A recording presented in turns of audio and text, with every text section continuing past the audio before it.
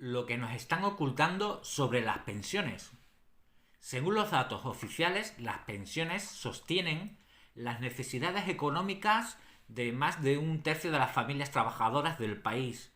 En Extremadura, de una población de 1.050.000 personas aproximadamente, unas 232.289 personas cobran pensiones, de las cuales un número de 93.877 son pensionistas, es decir, el 40,4% tienen unos ingresos inferiores a unos 700 euros, la cantidad por debajo de la cual se considera que se está en riesgo de pobreza y en exclusión social.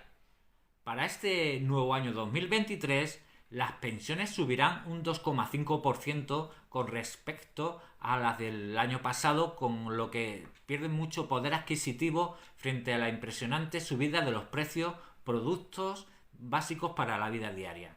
Recordemos que el gobierno aprobó la ley 21/2021 para modificar el cálculo del incremento de los precios del consumo IPC. Con este cambio, estableció un nuevo IPC, medio que resulta inferior al IPC real acumulado interanualmente.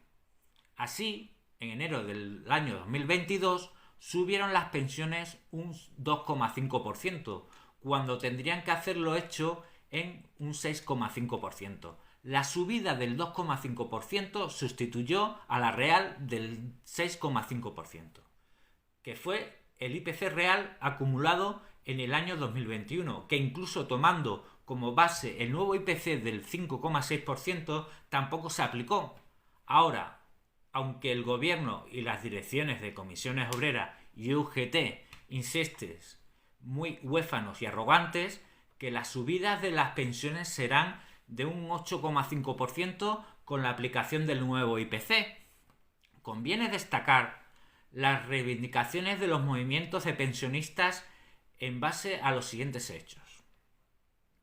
La subida de productos alimenticios y elementos energéticos alcanzan subidas de un 15% y en algunos casos llega a un 50, incluso a un 60%. En justicia, si el gobierno de coalición atendiera a las necesidades reales del pueblo, debería haber considerado la subida real para las pensiones durante el año 2023, teniendo en cuenta la subida real del 2022, que no se aplicó y que se deberían haber subido del 8,5%, a la que debería sumar el IPC para el 2023, que según las previsiones que hace el propio gobierno serán del 4,5%. Por tanto, nos iríamos para el 2023 hasta de una subida de un 13% para las pensiones. Además, habría que abonar una paga única en enero del 2023 que tuviera en cuenta la compensación de los atrasos durante los meses del año 2022, desde el 1 de enero hasta el 31 de diciembre, de un 6%, ya que la subida fue del 2,5%, y la real, que como señalamos, debería haber sido del 8,5%. Los pensionistas han sido objeto de un robo legal, y precisamente en estos momentos en los que hay una inflación que tiene su origen en el afán de superbeneficios de las grandes empresas y de los bancos, que les importa tres cominos las necesidades de las clases populares. La burla y la estafa del gobierno del PSOE Unidas Podemos y el consentimiento de las organizaciones sindicales que viven a su sombra continua de las ridículas e ineficaces medidas para paliar la subida de los precios. Nos resulta vergonzoso que ningún pensionista pueda solicitar la ayuda de 200 euros con independencia de cuál sea la cuantía de su pensión.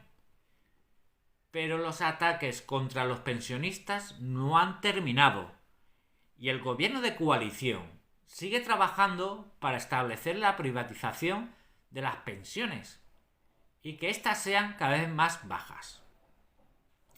La única respuesta a estas medidas contra la clase obrera es la de que se están dando en algunos movimientos de pensionistas con su lucha, su movilización y trabajo por la unidad y confluencia con unos movimientos sociales y el movimiento obrero, por la subida acorde como mínimo al IPC real, por la equiparación inmediata al salario mínimo interprofesional y por la superación de la brecha de género.